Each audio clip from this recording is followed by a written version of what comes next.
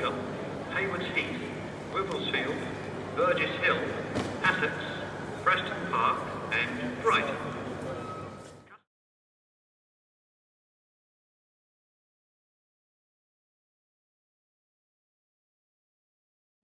Welcome again. Heri za Kwanzaa, which is Happy Kwanzaa in Swahili. Thank you all for joining us today. Have here, can you check for the different principles of Kwanzaa? Did you know that Dr. Malana Ndabazitha Karinga is the founder of Kwanzaa, and that each year he leaves us with a message? The message for this year is Kwanzaa, freedom, justice, and peace. Principles and practices for a new world. You can find more information about Kwanzaa on officialkwanzaawebsite.org, where you can see his full message to the community in celebrating Kwanzaa. The first principle today is umoja. In community, we find unity, and together we can heal and thrive.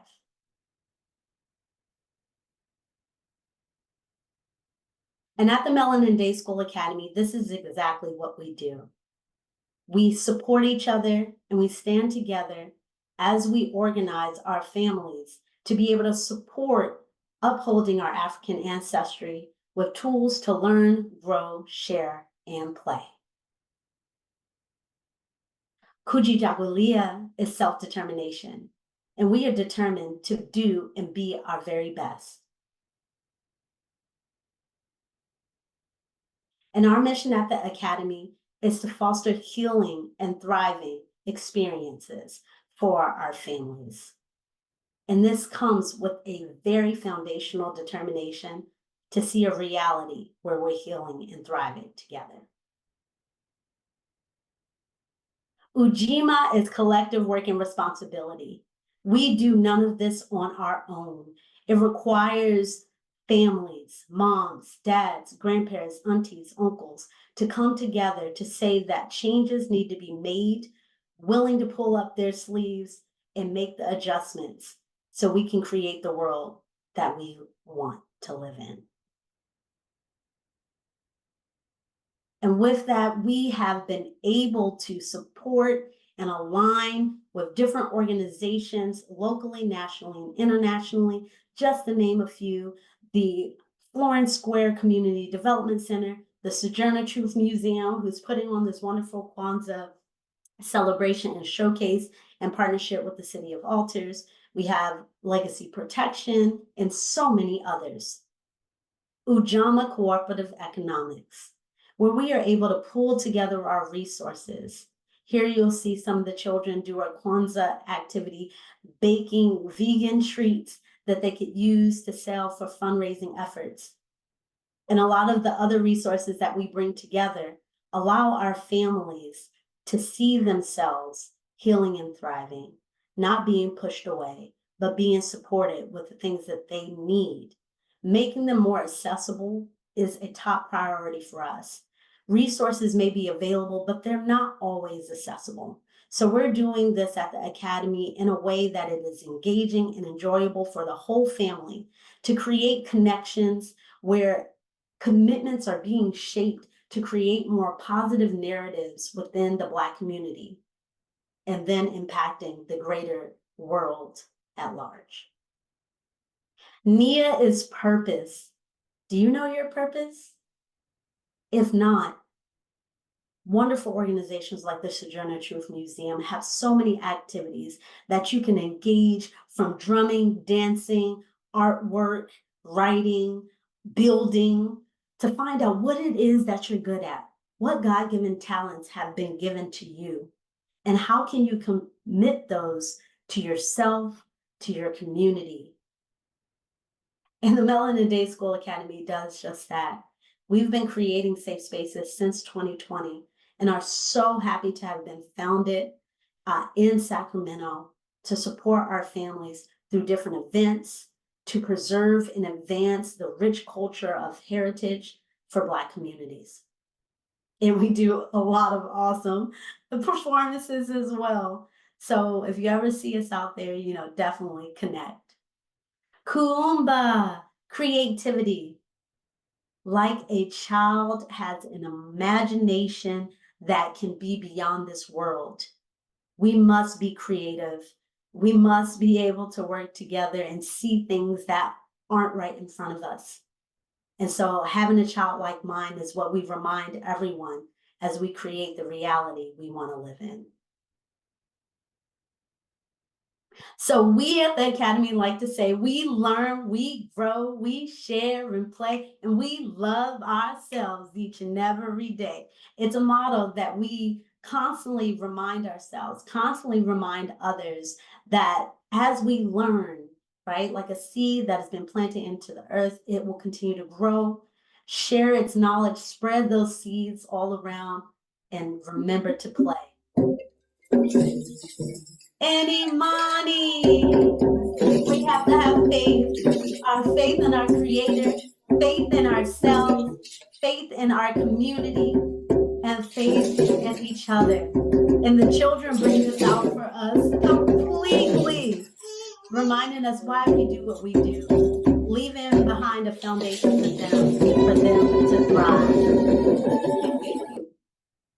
So we are reminded to celebrate African American heritage with pride as we stand in solidarity with our Black communities throughout the diaspora to overcome the inequalities and injustices of the world.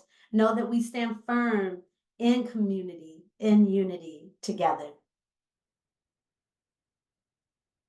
But y'all know we don't do this without having some super awesome, delicious food.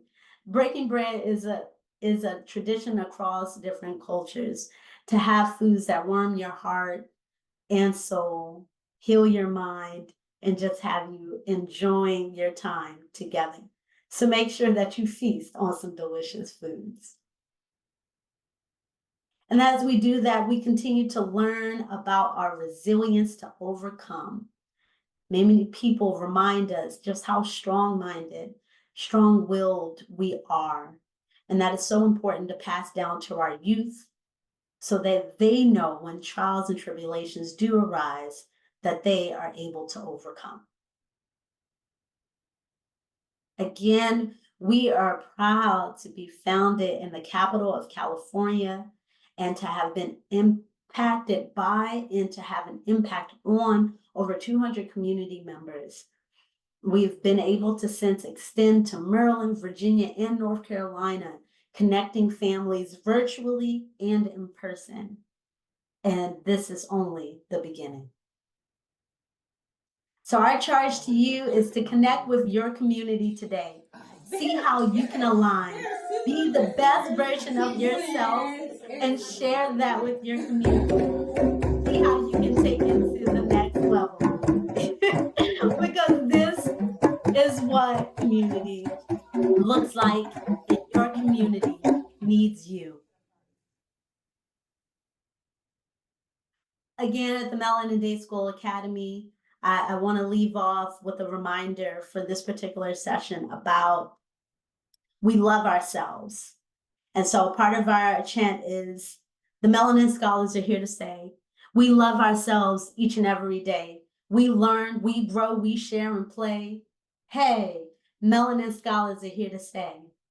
And then one of our teens has shared as well that we love everything about us and we will be the best versions of ourselves each and every day. So that concludes my first session in just talking about Kwanzaa and sharing that in our experience.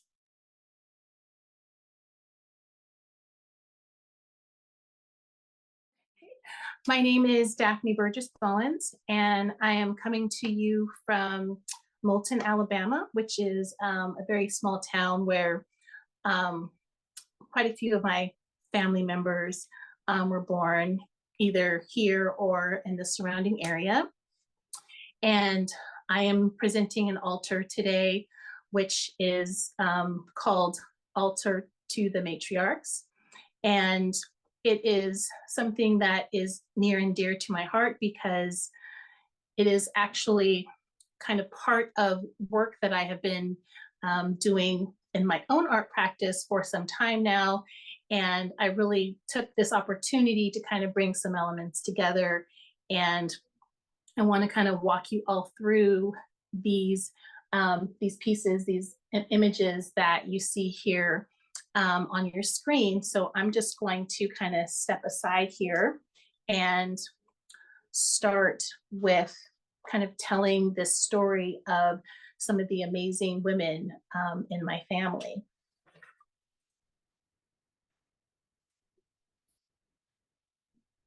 So this altar was truly a piece that developed organically for me. As I mentioned, I've been creating new collections of work based on traditions. And it was a wide range of different things, from food traditions in the Black family to traditional roles that some identify as female roles or women's roles, to my own kind of place in my family. And this altar is dedicated to the matriarchs, both on my father's side and on my mother's side. And they have become a huge influence on my present work as a visual artist.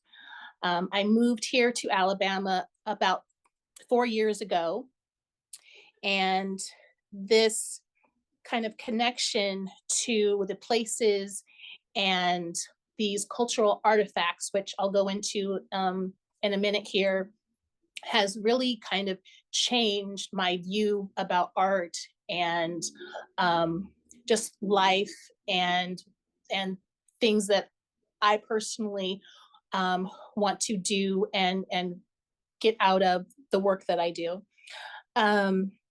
There are several elements here that I have been incorporating into my practice that have really brought inspiration for several different themes that I just mentioned.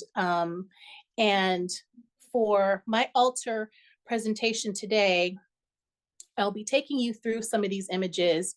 And as the term that I used a moment ago, cultural artifacts, I tend to use that phrase instead of using the word objects, because I feel that these tools have such a special place in history because they've been held and used by hands who really helped me make me the woman that I am today. So I always want to elevate them and give them the respect that they deserve. So this collection of things has really kind of been a process in just gathering and listening to stories that my mother, my grandmothers, or even great grandmothers have passed down. And it's really kind of giving you a glimpse into my personal vision board in a way. Creating this altar has really made me think about connections between things differently as I recollect on some of these tools that you can see on your screen now. It was really a great way for me to combine them all and help tell a story.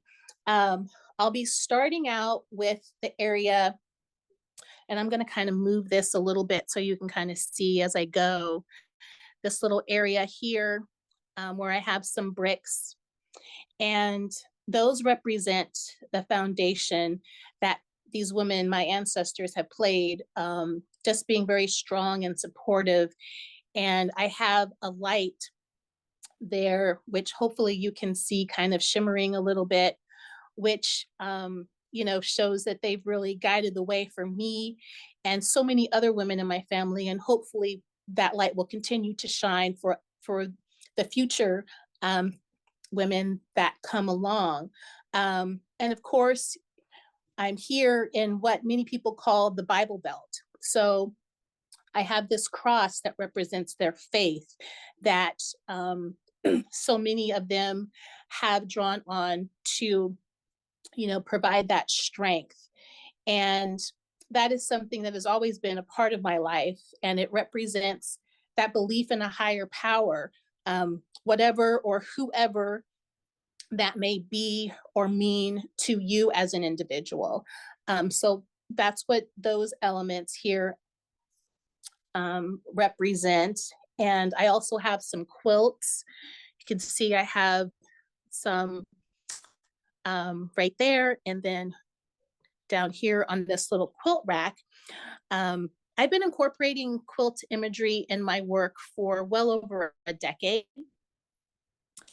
And I incorporate those pieces to really represent through creativity and the attention to detail and the talent of these women in my family. I have been using this kind of patterns and textures and designs, and they manifested themselves in my work through using actual fabric, but then also painting these quilt patterns as well. And I use these quilts to represent this warmth and comfort and the desire to have something that provides a nurturing element, because it also showcases the beautiful and artistic talent, but also this idea of being kind of wrapped in this legacy, if you will. So that's part of the reason why I incorporated the quilts here in my altar, but also in my artwork. Many of the matriarchs of my family worked as domestics. So working for the white families that either lived across the field, or in some cases, they had to travel a little ways to get to their houses. And they worked by cooking and cleaning and mending their clothes and taking care of their children. So I've incorporated several items that represent that part of their lives, including there's an apron, if you can see, hanging in the background there. And I grew up hearing these stories about young girls working in the fields and picking cotton. So I've added this huge vase here of cotton, and I have them in a jar of all of these different types of beans. And I've also incorporated this artifact here, which is a weight that was used on a scale to help weigh the cotton after it had been picked. And in the background over here by this apron, I hope you can see, I have some metal pots and a dipper.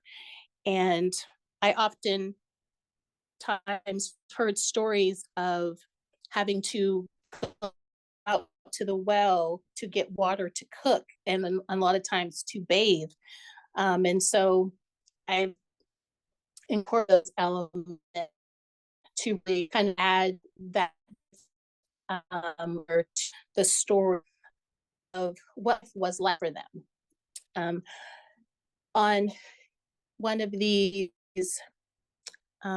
areas here in the front, I've also included a basket of fruit, and I have some tomatoes there.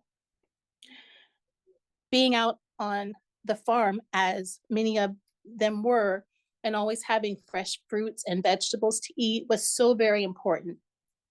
And I remember as a young girl coming here to visit, and my grandmothers and great grandmothers would always have tomatoes out on a plate.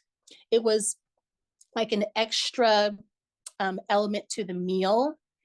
And they were always, trying to offer more to accentuate whatever they had out on the dinner table. And so I remember vividly always having tomatoes out. And it was about maybe 12 or so years ago that I painted this painting here, if you can see, there's an image here of, it is an instrument, a guitar, but I personified this instrument.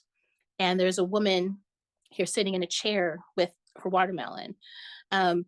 I use personification to represent not just the person, but also their character and their personality, without necessarily showing a representational image of them. And this is image of a woman sitting, eating watermelon, which is something that was always part of my childhood, sitting outside or going out to the back porch and cutting open the watermelon, putting in aluminum pans and grabbing some salt. So all of these things that were so much a part of my childhood, and seeing these women that I looked up to and that helped raise me and helped scold me in some cases, was so very important, because all of those experiences really helped to teach me as well. And so I look at this altar really as not only a tribute to them, but also to all of the hard work and the dedication to their families, and also to themselves and their creativity.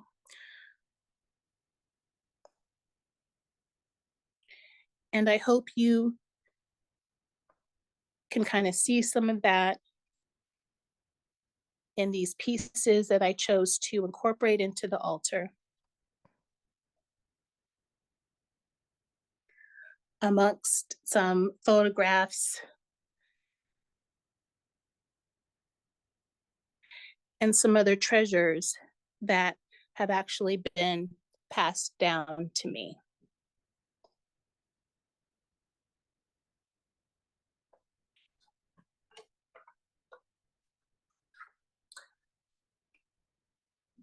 So I just want to take a moment to kind of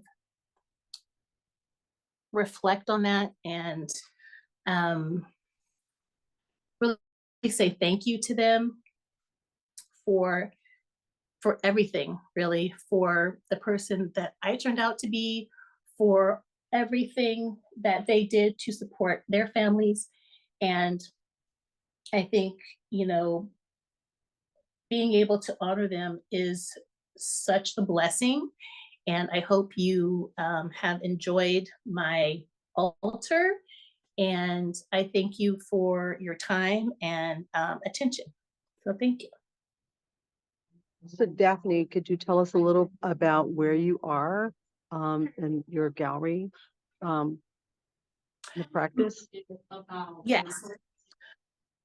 So I am here now in my gallery space, Gallery 157. It is located, as I mentioned before, in Moulton, Alabama. And my husband and I, when we moved here 4 years ago, really wanted to open a space that we could share with the community, and more specifically, share our love of art and community building. We initially used this space to have a gallery, and also wanted it to be a connector. So even the name 157, the highway that runs through this town is 157. And growing up and driving here every summer from Sacramento to Alabama, I always knew that we were home when we would get to 157. So incorporating that into the title of the gallery just really made sense, because we wanted to be that connector for people and to be a space where people could gather and enjoy art and have conversation. And so we opened in January 2020 with an exhibition of work called Southern Patterns and Rituals, which was a combination of mixed media and paintings to really kind of be our introduction to the South. And we have continued to work and show work, though we now use our space more for studio space, as we are both working on new bodies of work. As I mentioned, my kind of art practice has really shifted from work like you see here to more installations and more incorporating some of these elements, and really taking the opportunity to really examine some of these cultural artifacts and what they mean in terms of images and telling stories that really need to be told. And so that's what I've really been doing here in this space for the most part. And also just really researching and taking time to develop collections that I probably would not ever have worked on had I not been specifically in this space. So Thank you, Daphne. And in terms of the altars that are being presented here in Sacramento, would you talk some about the Marshall Bailey and his work and contributions? yes, so I met Marshall, oh goodness, I think it was in 2008. And it was a unique kind of encounter, I guess you could say. It was a time when I was really starting to think of my work and my art practice, and then also the community work that I was doing as being really connected. He really challenged me to kind of take the leap and step out on faith and focus more on my artwork, which wasn't something that I was really doing a lot of at the time. I always kind of did artwork when I had time. And he, you know, really kind of encouraged me to, you know, just go for it and you know, be an artist, or you know, whatever that means to, you know, us as individuals. And so I began creating much more than I ever had been, and working on lots of different types of subject matter, really taking time to experiment, to find my own artistic voice. And Marshall was really a big part of that. And then over the years, we developed, you know, this great friendship, you know, which started over conversations about art and kind of blossomed into, you know, working together on different projects, you know, doing projects for the Sojourner Truth African Heritage Museum and other things out in the community. And I did see some elements of his altar that Shona had shared with me. And I'm looking forward to seeing the rest of it. I know I just saw little glimpses of it here and there, but he was really someone who pushed you sometimes when you didn't want to be pushed, which is not necessarily a bad thing.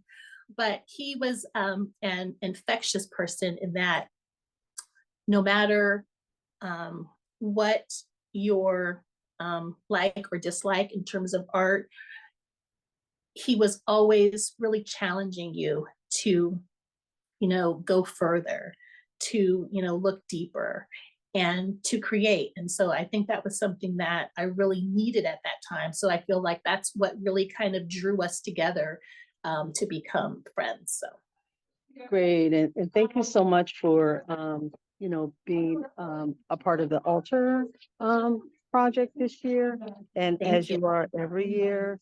And so what we're going to do now is go over and just do a scan of the different altar makers that are putting their Kwanzaa tables together. And again, thank you so much Great. for opening up our Kwanzaa. Today is Umoja, and that means unity. Yes. And that means unity, and unity in ourselves and our community, and for here at you know, within the art community, and how we unify and bring each other together is what we're celebrating today. Well, thank you. I'm so happy to be a part of it, and I look forward to seeing the rest of the altars as well. Okay, great. So I'm going to take us through, there's several interviews that are going on. We Okay. have panel 5 that's here, and they're recording each artist that are doing the altars. And then I'm going into the room that we're installing the installations. And as you see, everyone is here collectively putting their installations together. I'm going to try to get Shona's attention. Hello, everyone. So we are setting up our ancestral altars to celebrate our amazing ancestors, and we have 10 individuals that we are honoring in this space. This exhibit will be up for a month and a half. You can come for our Kwanzaa celebration this Friday, also during the week when we're here, and for our Black History celebration. We're celebrating Omawali at this table right here. His wife just completed his altar. The first Black Panther president in Sacramento. And we have Sister Dana Maisha there, the owner. This is our sister Shakiri. You want to say something, Shakiri, right back? Everybody, I just wanted to say hello. Thank you all for attending our altar ceremony. This is my sister Dana Maisha's altar. I have Bernadette here helping as well. And so we're just getting it together. We do have some other altars here as well. And we just wanted to say thank you. Thank you for keeping our loved ones in your prayers and the families in your prayers, our businesses. And thank you so much. Today is Umoja, Today is the first day of Kwanzaa. Kwanzaa. Yes, yes. Miss Dana represented Umoja so well, and she just inspired us all, you know. And if you think about all these books here, my son, you know, was exposed to books that were, you know, they're banned in the school system. So he would have never been able to read any of these books, you know, if it wasn't for Miss Dana, he would have never been exposed to it. And we're so excited. All right, thank you guys. Thank you so much ladies, for coming and setting up. Yes, thank you. Thank you for having us.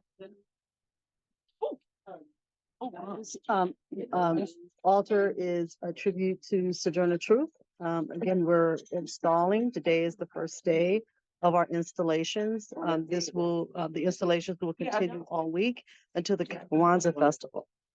This is the altar for Marshall Bailey. Daphne just gave a talk about him in a tribute.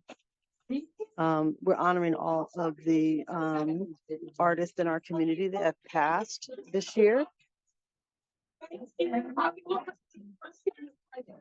Yes, thank you so much. Yeah, and I have one of his art pieces in my collection. Amazing. Oh, these plates I bought so to put the food off in. Oh, I think she said Princess was bringing. Okay, yeah, we can put them somewhere. Just introduce yourself. I'm Vaughn Evans. I go by Yana, my artist name, and I'm here doing the altar for Marshall Bailey. He's my cousin. And you want to go over there? He has been just a pillar in the community. He's an artist. He was a photographer. He lived in New York and did a lot of beautiful photography. Then he came back to Sacramento to take care of his mother. And he and his mother passed like 10 days apart in the month of July this year. So he's been very much in the community. He had his own gallery artist studio called Kumba at some time ago in Del Paso Heights. He just loved the community. He loved Black people, and he just loved the artistry, Black artists and artistry. So You want to talk a little bit about the symbols that you placed on the altar? yes. He was famous for mud cloth. He did designs like this, and all his designs had a background with mud cloth in it. It's kind of like indigo. Yeah, that's Indigo. pretty much, yeah. And he was one of the instrumental people in putting together the mud cloth exhibition at the Crocker Art Gallery some years ago. And so there was mud cloth over. So whenever you see his artwork or his craft, you'll see mud cloth. And mud cloth is from Africa. It's a particular design. I don't know the whole history, and I think you can read it, come and read it here. Here's kind of another photo. He did a large mud cloth. Sorry, it's not the best picture, but he did large mud cloth art piece. And these are some of his other art pieces that he did. And he also used a lot of the Egyptian or African symbols, like the Ankh and the Jinami symbol. And he's just a really great person. He was a great person, and we just sorry we're sorry he's gone. He's transitioned, but his spirit lives on. And we'll honor his legacy. Yes, we will. Sojourner Truth. Yes. Yeah, I saw that they have a gift shop that named after him, which is really precious. So thank you. Thank you.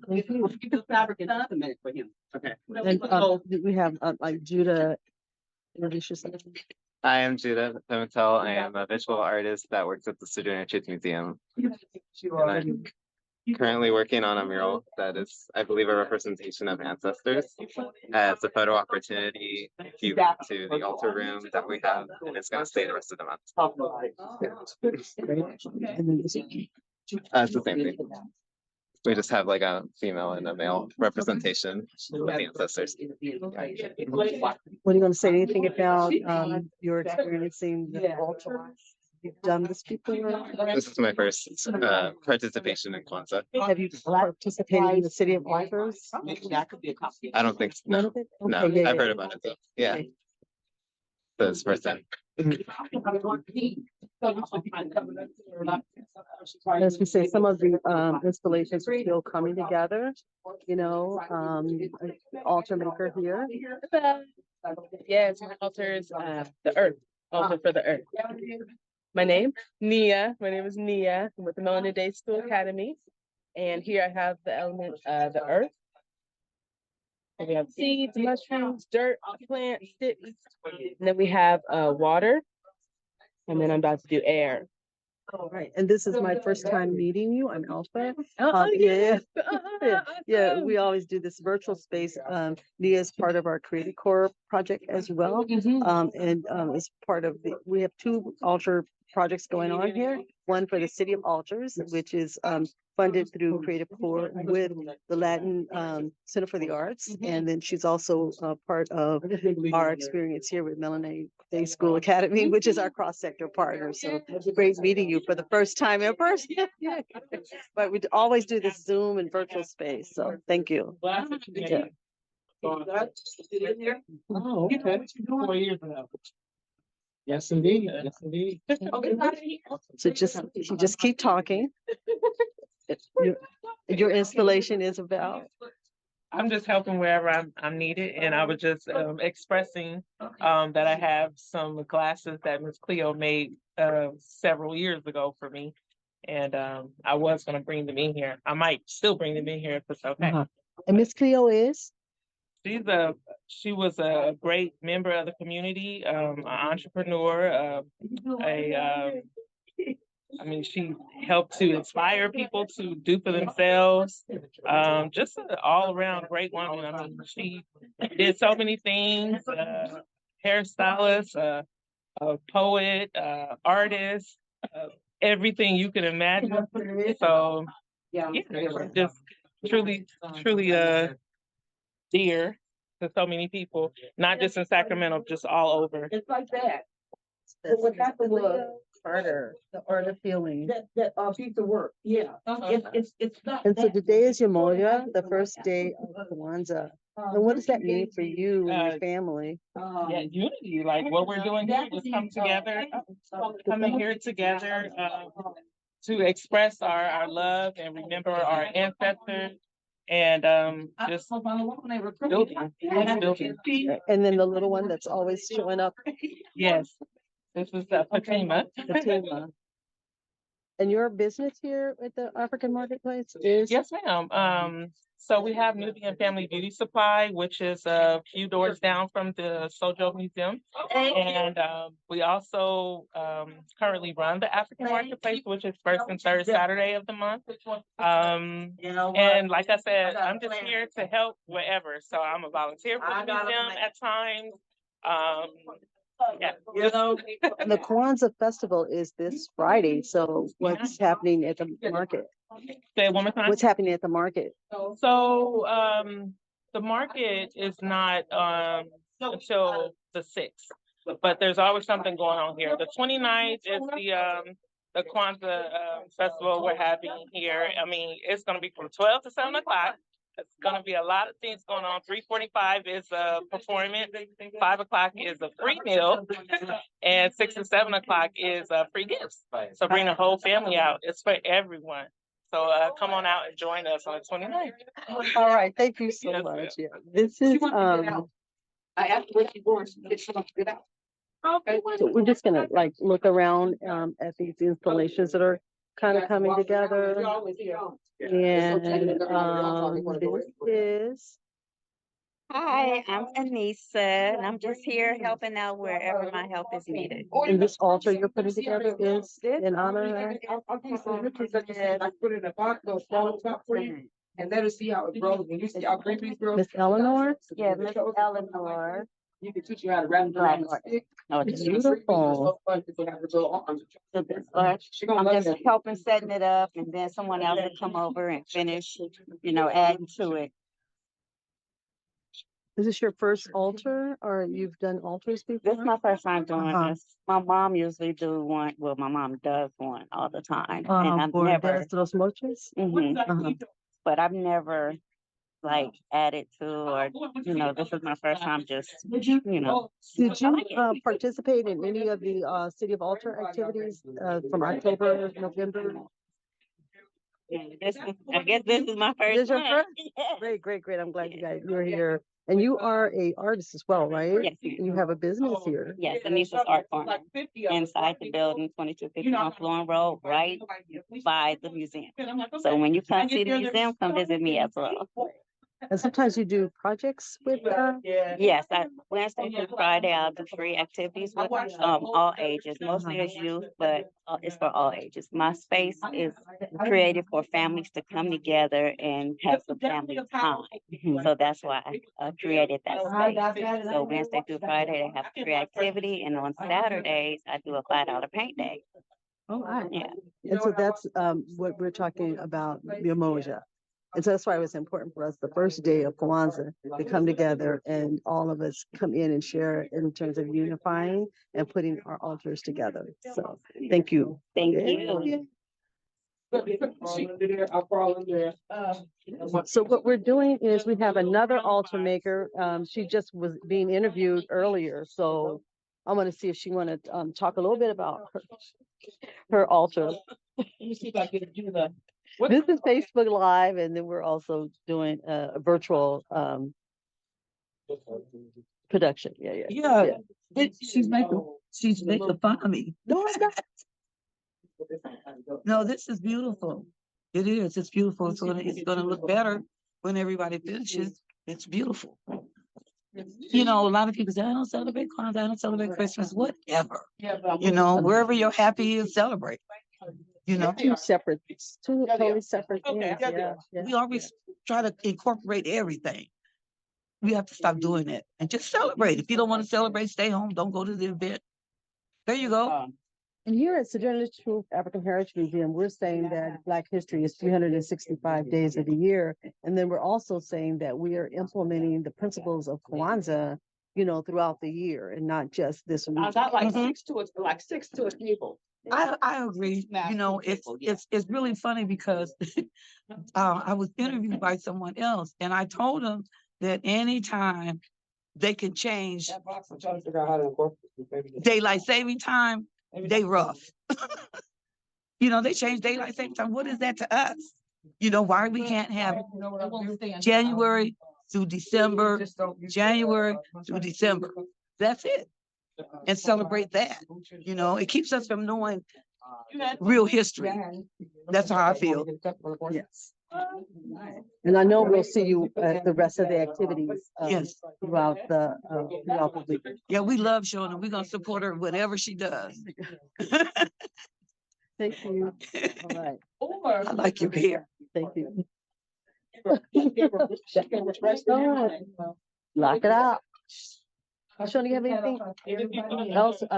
This is another altar maker? Yeah, You so wanna this introduce is Cleo Cartel, and this is her amazing husband. So I'll let him talk to you about his beautiful wife. Oh, I remember when you were going through this at the hospital. Shona was talking to me on the phone. I'm Boston Chef Silve, and I'm decorating this shrine for my wife. Not many people know her her professional name was Cleo Cartel, but she was Cleo Cartel, Safensa Arianch, Francis Ethel Wesley. Want to make sure all her family members that hear this know that we're talking about the same person.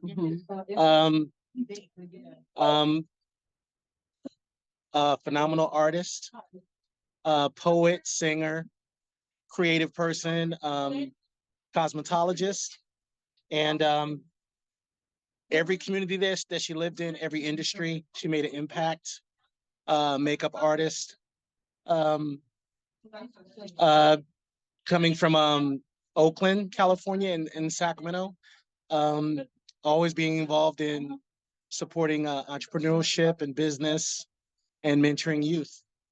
Sat with Sacramento Area Youth Speak, with doing programs like the Garvey Market, being an elder in Wose African Church, and just lots of activities, and sorely missed. She passed in October, but has been since.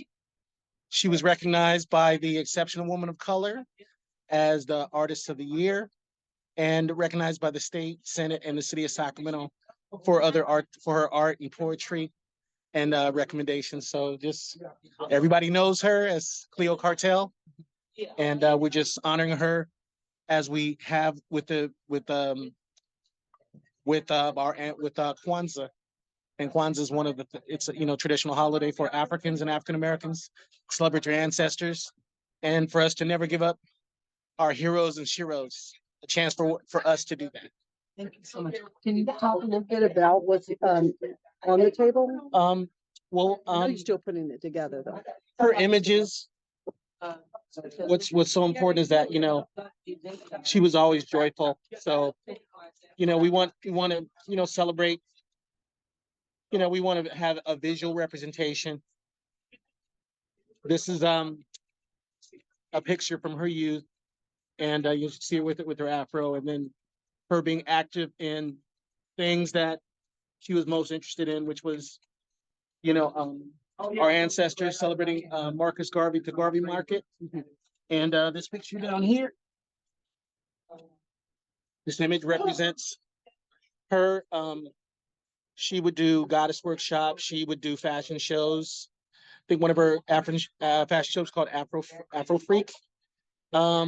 She designed earrings, clothing. Everything that she did, she would add a little creative flair. I have I'll be putting some food and offerings on her shrine. Maybe some of her favorite foods. You see these African shoes that the kings, queen mothers, and chiefesses wear. She always claimed her queendom, and these shoes are from the Akan culture in Ghana, and not anybody can wear these. Being you have to connect back within your ancestry, and that was the most important for her. Mm-hmm. And then some of the other elements that you have here, I know we're going to come back to you throughout the week and see how your altar progresses. Well, we from our past, one of the things that unifies us, the this became an issue of our pain, but you know, it also unites us. You know, out of cotton, we were able to weave, you know, fabric and express our creativity. But you know, out of all the African people we come from, you know, the unifiers was our experience. You know, and that's how we were to come together and resurrect our culture. Is our common experience, common pain, common joy, and here we stand. African Americans, Africans of the diaspora, and still striving to go further and to elevate our people. And I know this is an emotional journey for you, you know, and so we haven't blessed our spaces yet, but I want to make sure that when we bless this space, that you are helping us, you know, through the prayer. Because I know I definitely will. I'm an elder at Wosei. I was trained as a priest with the Sarset Society, and I'm a libation. I'm an expert in libation. So, you know, the ancestor call and, you know, calling on, you know, which is, you know, our public prayer call and response. That's what libation is. And I'll definitely be there to, you know, to Ago, Ame, Ashe, to call on our ancestors and have them be with us, celebrate them with honor, and know that we will never forget our heroes and sheroes. Right. Thank you. Right. Looking forward to it. We all need that healing part of it. Yes, indeed. So I'm just thinking about most important about our departed ancestors is that we remember them in joy. We remember them as being active, and so they can inspire us and keep us moving forward during our times. That's it. Aww. Joy, peace, love, warmth, and strength. And unity. Right. One love. Ashe. And we're gonna go over here to Mama Zia. She's putting everything together. She will be doing a performance in a few for us. Yes, I am the altar. That whole thing. I'm very excited to be here today. I feel honored that I can be a part of this altar installation. My name is Mama Azia. And yeah. And okay, there's my son Ethan. Sorry, I'll be right with you. Go in the office, okay? I'll be right there. Okay. Just wait one moment then, okay? All right. So this is a piece, it's not finished yet, but this is what I'll be wearing. So everything that I'll be wearing and doing my demonstration of my altar, I am the altar dance and poem along with that. I'll be wearing these items. And so when I'm not here, there'll be a monitor that will play and show the dance.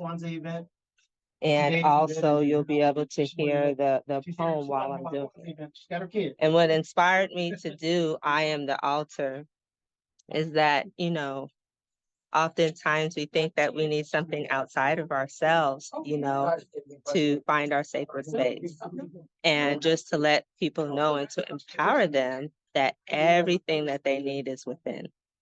And so when we talk about the four elements, air, fire, water, earth, we talk about our DNA, our ancestors, information, so much.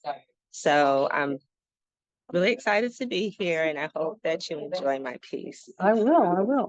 And we had you set up in here already. Yes. Yeah. Okay, to go Yeah. for the All right, recording. great. Okay. And then this is My son. He's not feeling all that well today. Issa, I'm sorry. But yeah, so he's here. He's a drummer and he's also a dancer as well. He won't be doing anything with me and as far as this piece, but we do have plenty of Kwanzaa celebrations that we're preparing for to dance and drum and celebrate. So happy Kwanzaa. Today is a Moja. Okay. All right. Okay. And then this is, Shona, we went up to, Richmond, and there was an artist that was presenting there, and this corner here is for people that are coming through, experiencing the altars. What would you like to say to your ancestor? And we have a place for them to write, and this becomes on the ribbon. And then we have a hug a pillow, hug your ancestors, and feel and breathe. And these are some of the pillows that are made by some of the artists here. Shona, I'll give you their names that we have in this space. Yeah, but these are the ribbons that everyone will be saying something about. This is to my ancestor. I'm forever thankful for giving me a shot at life and giving future generations a purpose. And we hope to fill this up as a drape. There's all of the ribbon, but we were up in Richmond at a closing of a exhibition, and we brought this idea back to share with folks that come through the Sojourner Jewish African Heritage Museum. So hello, Daph, and I'm just excited to be sharing the space with both of you beautiful goddesses today. And we have I'm about to perform this piece called I Am the Altar. That you enjoy and really resonate with what it said, what it's felt, and hopefully it inspires you.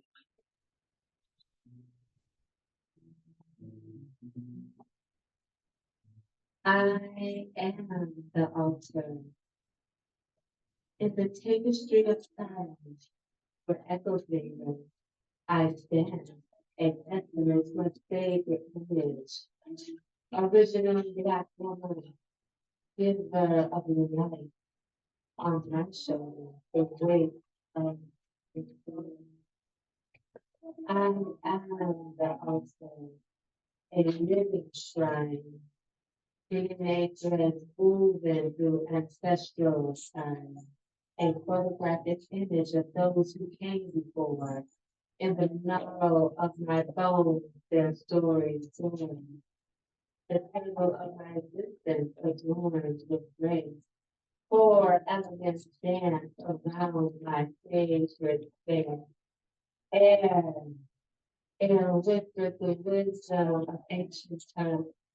Fire, fire, the passion that in my heart burned.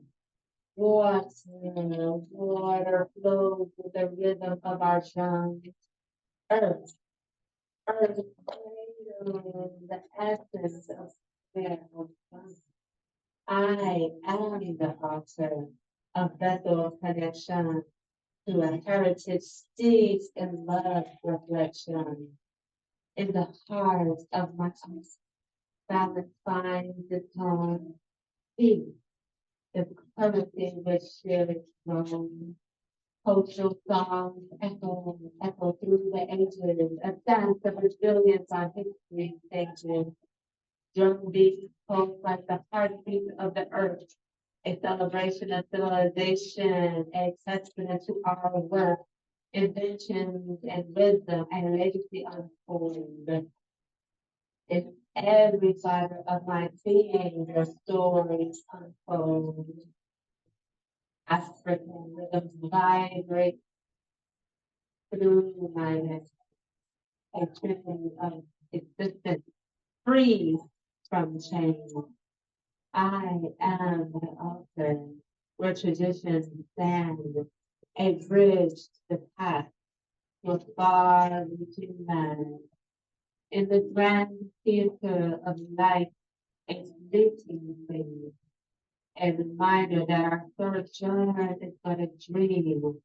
Bodies recycle, return to the earth, a dance of rebirth, a cycle of worth, footprints in time and print on the soul. Children born, the continuation of a whole, a great journey, a cosmic embrace, love, the high vibration is the boundless faith, respect grow, take care, be grateful, love in America.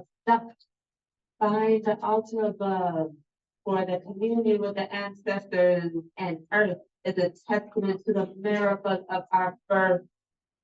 I am the altar, a living testament to the wisdom of ages, to love, sex, and the grand cycle of life, a sacred chart. I am the altar, a reflection of heart.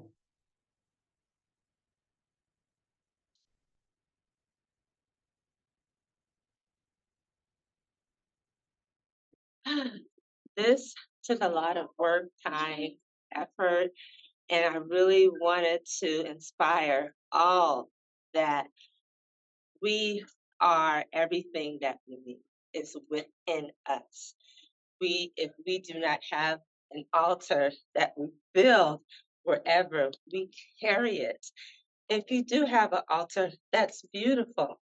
But remember, wherever you go in this earth, that we are the vicegerents of this earth.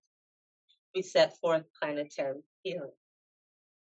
That is my prayer, and I hope and pray that you are inspired by this peace and connection with our ancestors and the recycle of our life. We're born, we're here, we live God willing, purposeful life, and then we return. And it's all beautiful, it's all natural, and don't let it catch you by surprise. Ashe. Ashe. All right. So welcome again, everyone.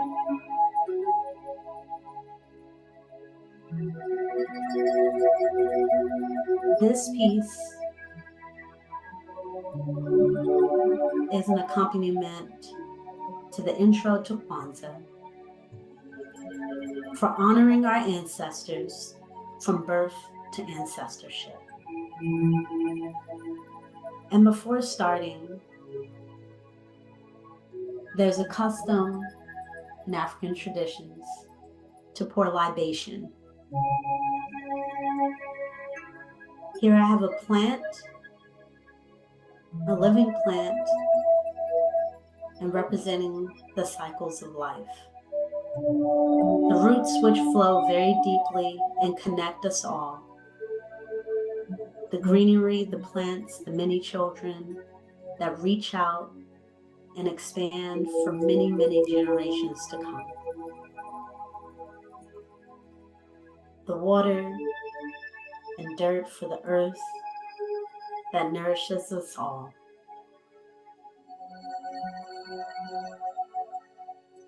Today we will be talking about our connections from birth to ancestorship.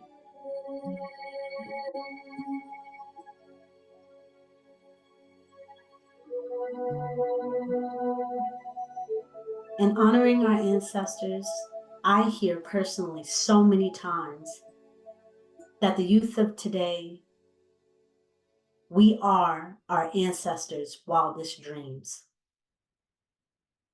From the connections we make with each other, to the children we birth, to the siblings we share our lives with, and the stories we share amongst each other. We are able to do things that our ancestors only dreamed about. And we too, at some point, will be ancestors as well. But what's in a dream? Do you see yourself in a positive light? Do you see yourself overcoming challenges? Or do you see yourself buried in anxiety, depression, unable to get up, feeling as if you're all alone and unable to overcome the challenges you're faced with on a daily basis?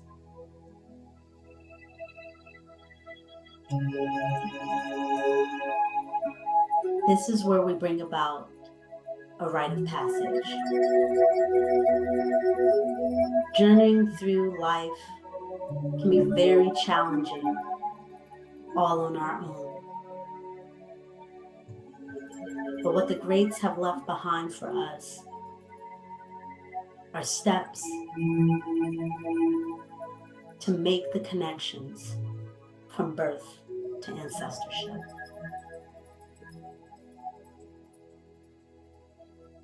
So join me as we explore 5 major African initiation rites on this journey and passage. The first rite of passage is birth.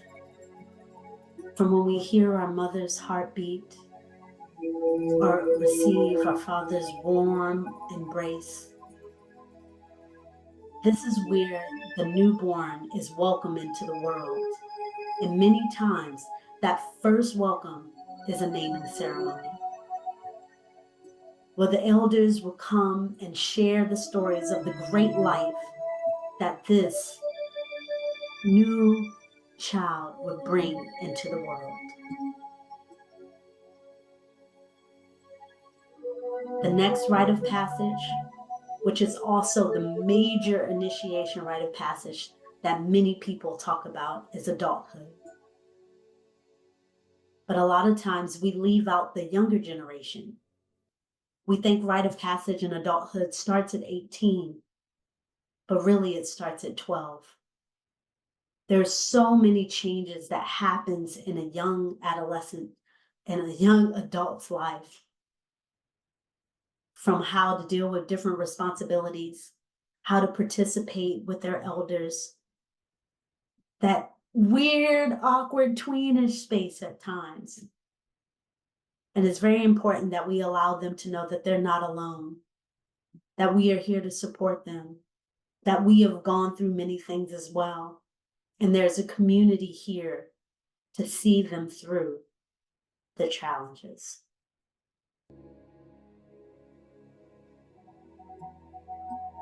The third rite of passage is marriage.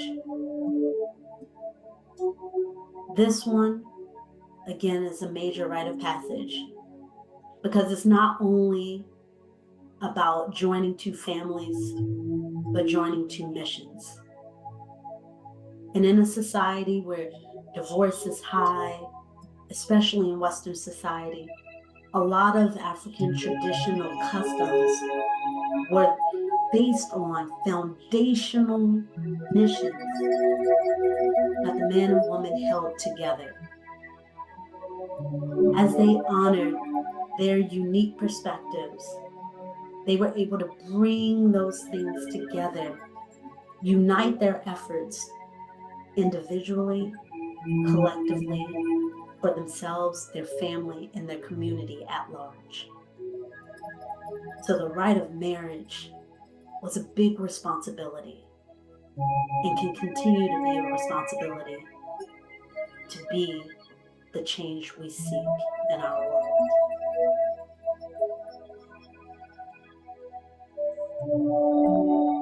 The fourth major initiation is the rite of eldership. And it's a very important component of the entire initiation system, because it is the elders who represent tradition. They have gone through a lot of the experiences that many of us may only dream of. They share with us the lessons that they've learned and hope that we won't repeat the same things, that we are able to stand strongly and firmly on their shoulders to get to higher heights. Be role models for those younger, knowing that they have a support team like no other, that they have a listening ear, and vice versa. That the elders know that the youth will be there to support them because they've been intertwined in different activities throughout the community all along their birth.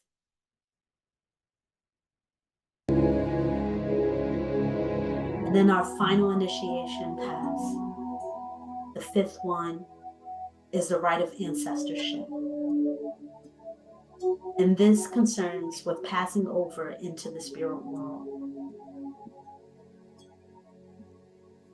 In traditional practices in African culture throughout the diaspora, we don't see death as the end,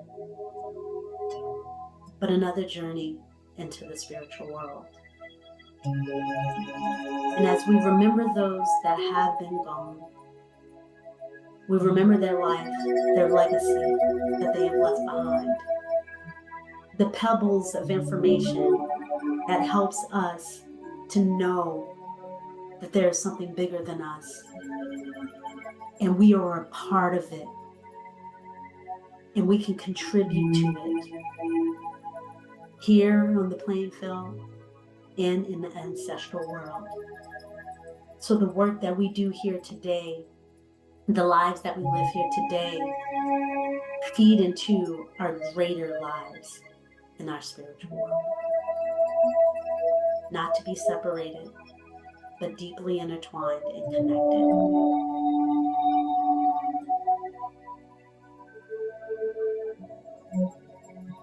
For more information about these 5 major African initiation rites provided by Professor Manu Ampin, you can visit his website and see even more details on how you can apply the 5 major African initiation rites to your own life. And one of those that I will be doing today is sharing with you a special way that I'm personally honoring my ancestors of friends that have made a difference in our lives.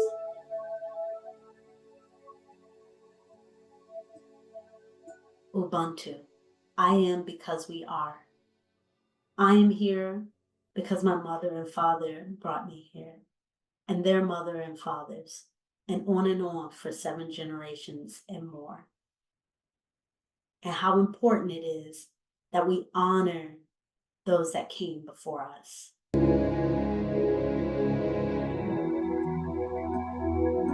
ask everyone to take a moment as we honor our ancestors.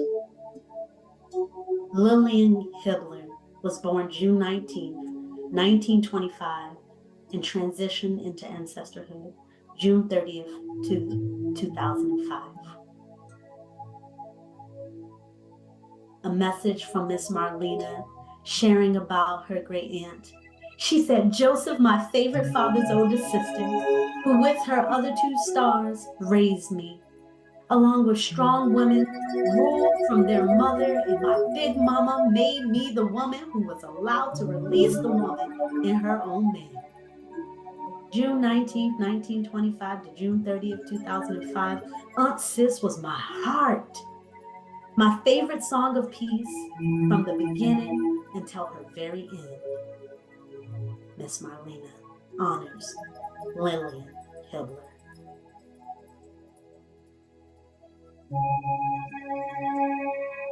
She also says that, like that famous line from The Lion King, Simba, I have never ever left you. It's true. In my case, neither have eased out of my area code or zip cloud. Since they were called home to assist the father, so very blessed to have had such women of strength and devotion.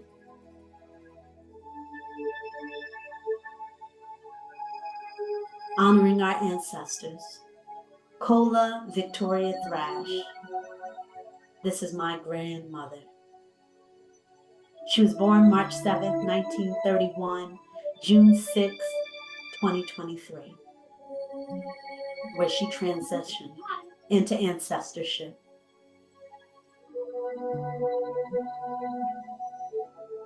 My grandmother was an exceptional wife and mother of 8 children who also worked jobs outside of the home. Our family liked to say before stay-at-home mom was a thing, that's what she did, and she did it well. She always seemed to be able to make time for everyone, providing support and love for her family and neighbors, and she did this not out of obligation, but because of who she was. And in honoring my ancestor, I'm reminded when I give and I share that this is a trait that was passed on from her to my mother to me. She was a mother of 8, grandmother of 12, great-grandmother of 18, and 1 great-great-grand. We honor you, Grandma Cola V. Thrash. Honoring our ancestors, Eva Harris. This is Baba Shaka's sister. She was born February 28th, 1945, and transitioned April 15th, 2023.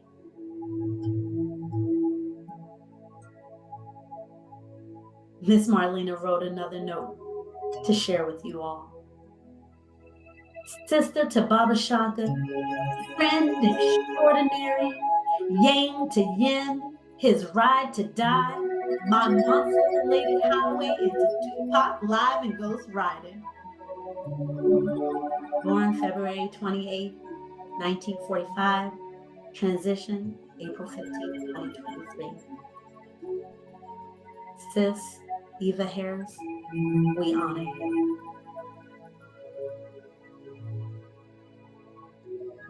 Honoring our ancestors, Miss Angela A. James, born May 29th, 1955, transition July 23rd, 2023.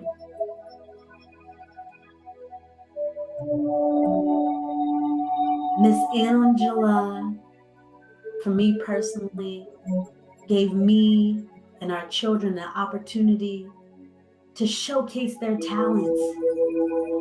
And what I've heard from her niece and her daughter, the experiences that she gave was always to be available for children, to boost up their spirits, to teach them how to be professional, even if they were at a young age, because they were performers.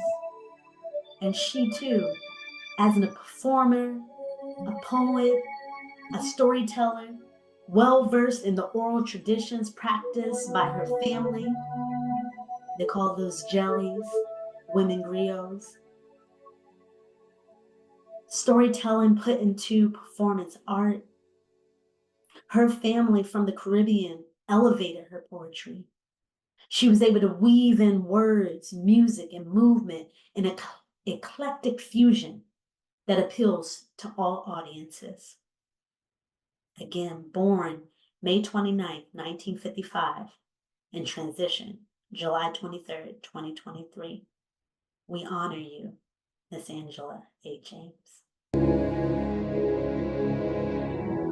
Honoring our ancestors, Helen Overall Rule. December 17th, 1927 is when she was born, and transition August 3rd, 2023. This is a mother of one of our elders who supports and pours so much love into our community. And she shares and leaves this legacy. That Helen was the moral compass for her 9 children, 27 grandchildren, 47 great-grands, and 31 great-great-grands. That's amazing, isn't it? And the stories that she's been able to leave behind for her family helps them to press on, helps them to move on, helps them to remember her and keep her legacy alive. Born December 17th, 1927, transition August 3rd, 2023. Helen Overall Rule, we honor you. Honoring our ancestors, Demetric Sevier Jr., born December 16th, 1986, and transition November 3rd, 2023. This is a brother of one of our wonderful instructors, Mama Datia, father, and wonderful, wonderful representative of a kind, spirited heart. We share your life, uplift your family as you move on in this next journey of ancestral. Born December 16th, 1986, transition November 3rd, 2023. Honoring our ancestors, I'm reminded by Mama Roz, who always talks about the faith of a mustard seed. And in the scripture it says, if you have faith as small as a mustard seed, you can say to this mountain, move from here to there, and it will move. Nothing will be impossible for you.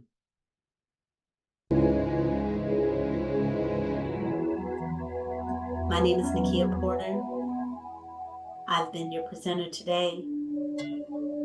I'm one of the artists that are working with the Capital Region Creative Core SOJO projects, focusing on social justice and community engagement. And I thank you for taking this journey with me from birth to ancestorship, that you remember that you're never alone, that there are many phases to life and death and beyond. If you'd like to share information about this for our upcoming projects, please feel free to scan the code below and provide your feedback. I personally am here to support and uplift people to be the best versions of themselves so they can help to uplift their community and focus on healing and thriving together.